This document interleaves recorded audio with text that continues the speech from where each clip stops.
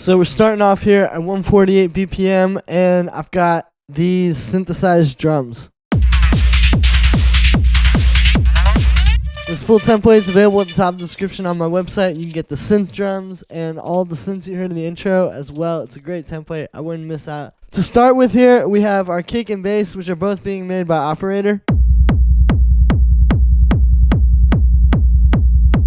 So it's a rumble kick. Where it starts is the kick.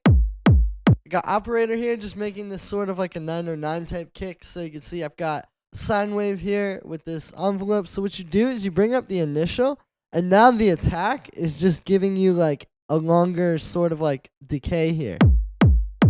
Because without that, so you can't really get like a full kick. You really need that. So we got that, and then to give it the click, we use this second oscillator.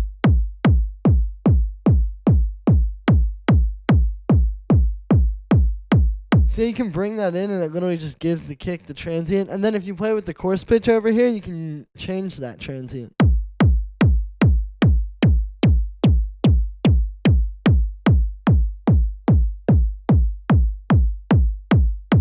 For some reason, you notice the even numbers tend to be a little bit punchier, right? And then the other secret is the envelope. I think with this, you're going to want to make sure it's really short, because the second you start making it longer,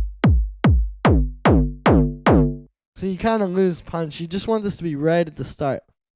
From there, I've got this pitch envelope. So this is the next part to this, is using the two parts on the pitch envelope. What you're going to do is you're going to do the same thing I did over here with the initial. Just bring it all the way up. This is why Operator is really good for this, is because you can just do this. So you bring the initial up, and then you have the attack, and then you have kind of like another sort of envelope there. And that's what creates the real kick. Because see, if you get rid of that attack, you don't have the like that same level of punch, right? Then we've just got a high pass filter here. Here's without it.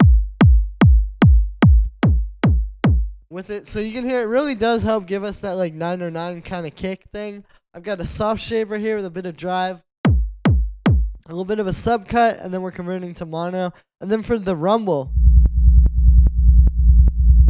what I did here, I'll turn off all the effects. I took the like the same exact Operator patch. I changed it a little bit, as you can see, right? But basically it's doing that, and I turned off the pitch envelope so that the note that's being played will be the note, you know, it's not like moving. I've got this arpeggiator doing 16th notes. So we're basically generating like a tom. A little bit of hybrid reverb, some amp. EQ8, we're cutting out a bit of sub and cutting out the highs. So there's actually a lot getting cut.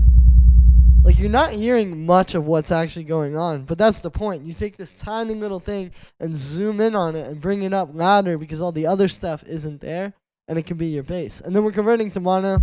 Very important. Sidechain. And there we go. Then we move up to our hi-hat. So this is also Operator. Operator's pretty much the best one for synth drums. I feel like you can definitely get really cool synth drums out of the other ones though. Like, I wouldn't miss these, but as far as like kicks, hi-hats, like your main drums, Operator's really the one as far as I'm concerned. This is made using white noise, one oscillator. If I turn off the effects, it sounds like this. So you can see it's already pretty much there, just coming out of the synth. We got a bit of attack here. And then, yeah, it's just like a short envelope. I got a high-pass filter, which is really the secret to get it from noise into something that's more like a hi-hat, right? Then we got this corpus. And this was a preset, but I tweaked it a lot. What I did is I took the LFO. And you hear how it's like really fast? So it kind of gives it that like alien sort of hypnotic dark techno feel. So then we got a little bit of drum bus, like 15%, but it is kind of heavy. You can see I got the transients working overtime. I got a high pass filter, and then this auto pan.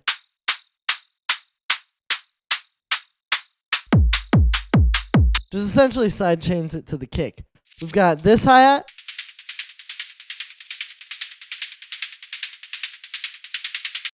So this is like a very similar sort of patch, right? It's basically the same patch, but I just tweaked it a little and it's playing 16th notes. And then we have this pitch hack on here. Kind of giving it some movement and some life. I've got a high pass filter and then this auto pan. Then we've got this snare synthesized. Kind of like some old synth pop sort of vibes, right? But it sits really well in the mix. Right, you just need something like... So this is also operator. This is like really honestly showing you all the different ways to synthesize drums. What we have here is a little bit of noise, short envelope, and then a low pass filter with an envelope on it. That's like, you can see. A little bit of short reverb with a high pre-delay. Amp, which you can hear just brings that out, and then we're just high passing it.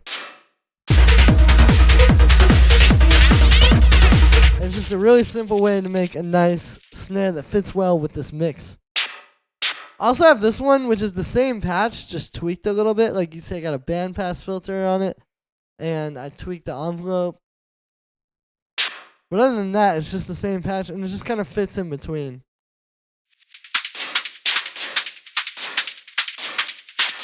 And then we've got this drum rack.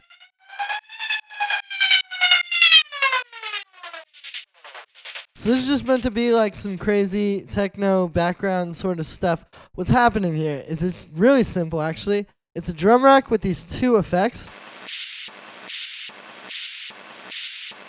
We're just doing that, just bouncing between two effects on quarter notes. And then I have this rack.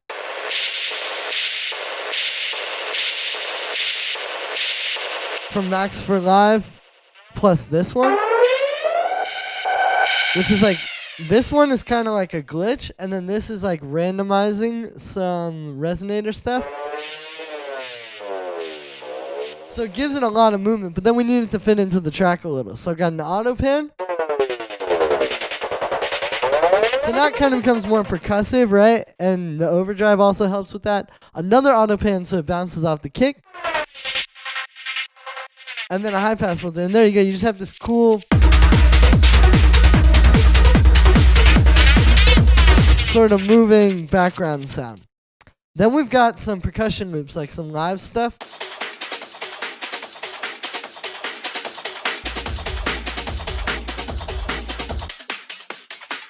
Yeah, like a few break beats. These are actually from my core trance pack. And then I've just got a high pass. And this auto pan. So those are the only drums that aren't synthesized, because you really can't synthesize that kind of texture, right?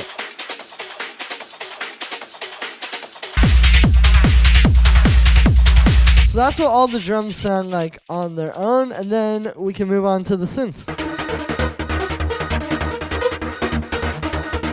So starting here with this pad, really simple. We're in the key of D sharp minor, and that's all this is playing. It's just root, third, fifth, like a basic D sharp minor chord. As far as the sound goes, it's made with wavetable. It's a sine wave, and then this FM fold, which has an LFO on it. And also low passed it a tiny bit. Just to get rid of that, because it was kind of getting in the way of the hi-hats. Like, this helps it fit into the mix better with all that noise that we have. I've got a bit of noise unison, some reverb, auto pan to make it sidechain, and then a high pass. Then we have our lead. So it's honestly pretty simple trance sort of stuff. It's kind of like a bit of call and response, like what we're doing. So it's all centered around this root note, right? We're going to keep D sharp minor. And then we're bouncing to the fifth, sixth, third, fifth. So you hear that call and response. That's how you get that in-key sort of like lead. It's the call and response between those. That's all it's doing. And then also, like, it fits really well into the groove, too. I think that's why we, want to make the drums first. Like, you want it to kind of fit with that. That's part of that, too. It's not just the lead. It's, like, how it's all going together. This is just a saw wave, pretty basic super saw sort of sound in wavetable. I've got this plus a low pass filter, and then there's just like this really short punchy envelope. Shimmer unison, a bit of chorus on top of that, some delay and reverb to make it big. Auto pan for the side chain, and then a high pass. And then we have the sequence, which is made up of 2 layers kind of working together.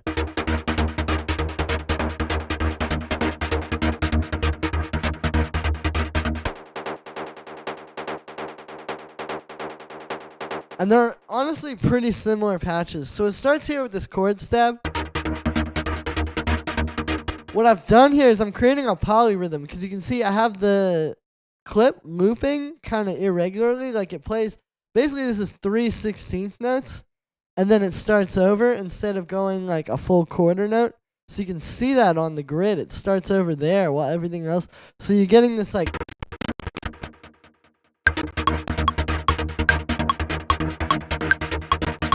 Right, and so it creates like a really nice hypnotic. This is going back to that hypnotic, raw, deep sort of techno.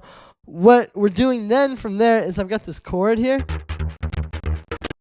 Right, so it's just playing the one note, and then the chord is actually doing a fifth and then 2 octaves up. Which may seem simple, but it's actually kind of complex. So it's a saw wave here, and then we've got, obviously in the matrix, so envelope on that. Plus, you can see this LFO here is just moving the filter. So you're getting like dun dun dun dun, but while like the LFO is kind of morphing it slowly, right? We got a bit of noise unison, and by a bit, I mean all the way up on both controls. I got a bit of overdrive too without it.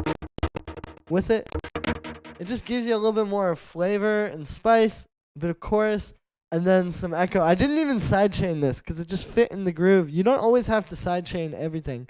And then we got this one, which is basically the same patch, except no LFO. It's not playing the chords. It kind of just, adds a little bit more of that root note to the sequence, right? It's kind of like part of that synth rather than being its own thing. This just has a little bit of delay, a little bit of auto pan, and a high pass.